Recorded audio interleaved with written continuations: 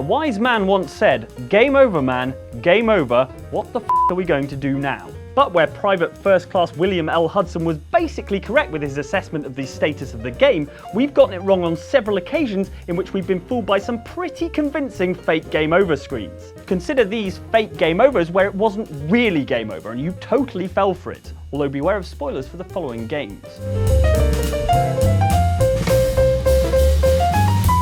Don't be a fool. Think I wouldn't know the difference? I've never seen field gear like that ever. All right, we'll intensify patrols. Anything else? Actually, one more thing. You'll find it hard to believe, though. I saw a man hiding under a cardboard box. It wouldn't be a Metal Gear Solid game without meta-narrative tricksiness, and Metal Gear Solid 2 upheld that proud tradition with a classic fake game over mind screw. Late in the game, during your fight alongside Snake, the screen suddenly goes white like a meta-narrative flashbang, and then you're faced with the familiar MGS2 game over screen.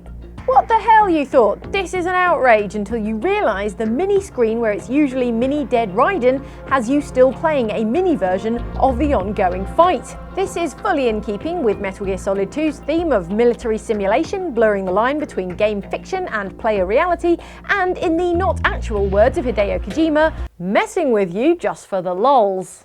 Fair's fair though, your first clue that this wasn't a real game over was how this game over screen, instead of saying mission failed, says Fission Mailed, which doesn't mean anything, and instead of exit continue, says omit continent. Which I'm not even sure how you would go about doing that. War is a video game. What better way to raise the ultimate soldier? Read carefully, 47. It's a bold plan. Where is this wheelchair guy right now? Bitch! Towards the end of Hitman Blood Money, you appear to get a syringe full of insta-poison from your well-spoken handler, Diana. Sorry, but this was the only way. You would have fought them whatever I said and you would have lost. You'll bind me one more night. Diana, I thought we were friends. I mean, work friends. I sent you that Christmas card that one time. The next thing you know, your bald, dead corpse has been stuffed inside a white tuxedo and laid to rest in a swish mega chapel, with a load of bad men loving your newly deceased status within earshot. 47's ashes are going to take pride of place on my mantle. The only thing more final than your own funeral is the credit roll, and oh, there it is. Wow, Blood Money, that's kind of a downbeat ending, killing off your main character, getting an unavoidable game over, even if it is at the actual end of the game. Still. Except it isn't really game over, and the credits are no more the end of the story than they are in an Avengers movie. To teach everyone a lesson in not speaking ill of the dead, 47 revives and shoots the hell out of his own funeral, murdering all the guests who, we assume, didn't include any actual close friends, families, or well-wishers. Thanks for the classy funeral though, guys. Ave Maria. Nice.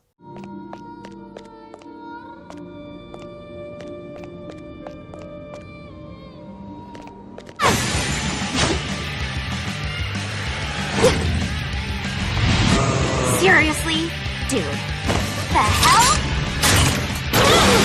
When you join Juliet Starling in Lollipop Chainsaw, things have already gone south pretty dramatically. The zombie apocalypse is already in full swing at San Romero High, and Juliet's dreamy boyfriend Nick is waiting outside for her. If he finds out I'm the #1 world's biggest weirdo, he might not stick around. No matter how fast you hightail it to meet Nick and how many zombies you liquefy, you arrive just in time to see him get nibbled on by a zombie.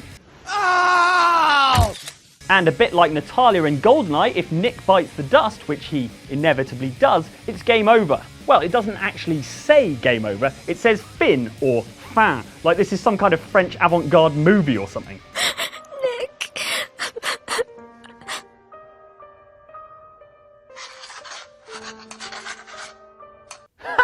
Have you seen this game? No. There's something we can try. Fortunately, Juliet comes up with a plan and, like in no French avant-garde film ever, Nick spends the rest of the game as a decapitated head bouncing around on Juliet's butt. So either this is a complex allegory for the emasculation many men feel when they're in a relationship with a woman who is the breadwinner, or the game really likes butt. I'll let you decide.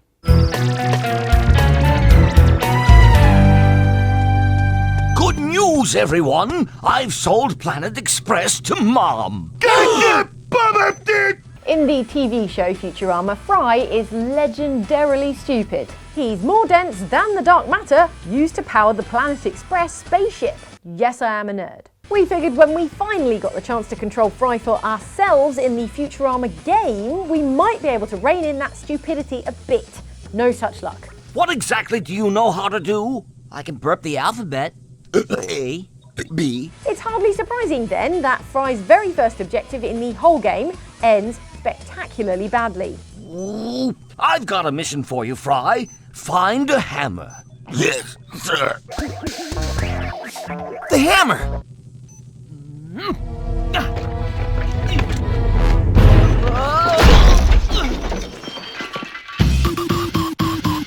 That has got to be a new record for 0 to game over, even for me. Fortunately, Professor Farnsworth has built a reanimator that brings Fry back to life so he can move on to the second thrilling mission, which is to find a bunch more tools. Like 12 of them. Now, if you want to look for some tools I actually need, why don't you find the ones missing from my tool rack? This is nowhere near as fun as the TV show. Can we go back in the toaster? So what was death like, Fry? Well, first everything went dark.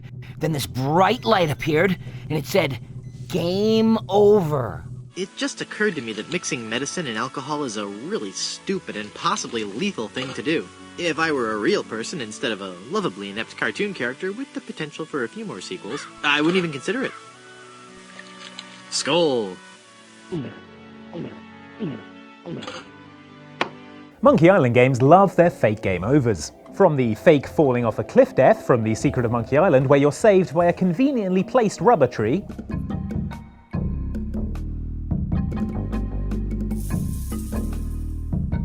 to the fake dying by being lowered into acid from Monkey Island 2, where you're saved by the person you're telling the story to in flashback, pointing out how that's impossible. You honestly expect me to believe you were disintegrated in acid? Sure, well, And yet here you are telling me all about it, looking very integrated indeed. Our favourite, though, is the fake game over from Curse of Monkey Island, where, due to a complicated series of events, you drink a load of booze mixed with medicine in an attempt to access a hotel owner's family crypt. It makes sense in context, honestly. He'll come around. I don't know. I'm pretty sure he's dead. I guess that's the end of the game, then. What with him being the main character and all. Funny. I didn't think you could die in LucasArts adventure games. So you end up in a crypt, in a coffin, and it's game over for you. Time to see what we scored. Oh, what? Bad luck for credits fans, however. At this point, Guybrush comes to, and the credits go right back to wherever it is credits come from. Oh, come on, cut it out. I guess the Gravedigger was right. You can't die in LucasArts adventure games. At least, most of the time. That guy probably couldn't hold his breath underwater for very long. Too bad.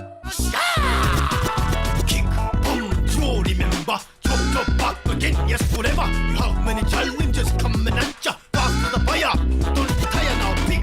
Being a successful rock guitarist is a risky business. There are so many ways you could end up dead. Lammy from the PlayStation rhythm action game Jamma Lammy somehow avoids overdosing on Class A drugs, doesn't sail off a cliff in her tour bus, and nor does she end up in a tragic private jet crash. All very real hazards for aspiring rock stars. She even manages to play a chainsaw like a guitar without chopping all her fingers off. Turn your chainsaw on.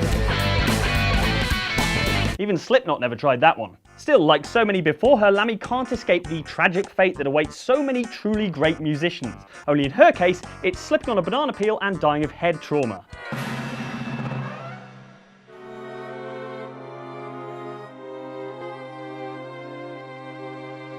Not quite the romanticised rock and roll demise we were going for. Lammy ends up in hell and the credits roll. It's game over.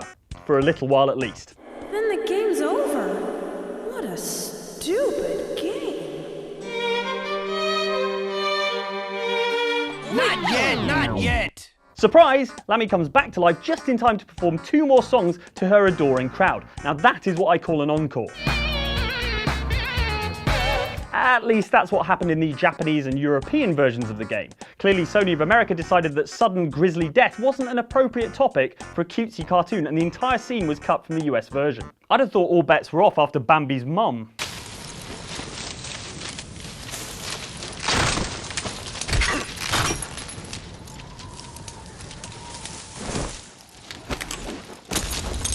After Metal Gear Solid 2's fake game overing, you'd think we'd be on the lookout for for this kind of bluffing in all Metal Gear Solid games. But fool us once, shame on us. Fool us 2 or more times, shame on Metal Gear Solid 3, in which you could take a fake death pill to fake your death, which would give you a fake game over screen. Oh, now I get it. Anyway, in this pretend game over screen, you can still access your inventory to take your real revival pill, the antidote to the fake death pill. How you do this when you're fake dead is it's hidden in one of your teeth, and I guess your tongue is still alive and fully mobile. Is that weird? I am the fear. Okay, not as weird as that. According to the menu, the fake death pill in Snake's backpack weighs 0.1 kilograms or 100 grams. Maybe take it with water. Hey, Snake. Also, don't get comfortable down there on the ground, because if you hang around too long being fake dead, then the fake game over turns into a real game over. So embarrassing. Try explaining that one to Major Zero. I mean, you can't, obviously. Snake, what happened? Snake! Snake! Alright, so those were the times it seemed like it was game over, but sneakily, it wasn't actually game over, and you totally fell for it. You're not missing anything. At all. Zero. Nothing's going to happen. I don't even know why you're still here. Look, these videos are waiting for you. They're looking all expectantly that you're going to click on them, and you're still here, watching me, just sitting in a chair. Promise. Hand on heart. Nothing is going to happen.